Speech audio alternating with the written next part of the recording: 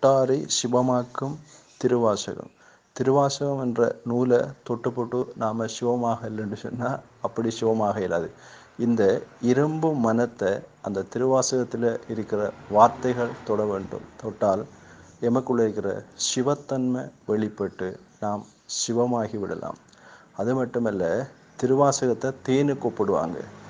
தேனில் எந்த பொருளை போட்டாலும் தானும் கெடாது, போட்ட பொருளையும் கெட விடாது. அது மாதிரி இந்த ஆத்மாவை சிவன் என்கிற தேனிட கலக்கின்ற போது பிறவாத பேரின்ப நிலைக்கு நம்மளை விட்டு செல்லும். அதனால தான் நம்பியாண்டான் நம்பி திருமுறைகளை வகுக்கின்ற போது திருவாசகத்தை 8ஆம் திருமுறையாக வச்சார்.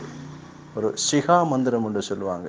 நாம் எட்ட முடியாத இது இறைவன், அதை கூட இந்த திருவாசகம் வெட்டி பிடிச்சி நமக்கு தரும். அதனால தான் திருவாசகத்தின் சிறப்பை பற்றி பாடுகின்ற போது ஒரு பாடலில் சொல்வார்கள்.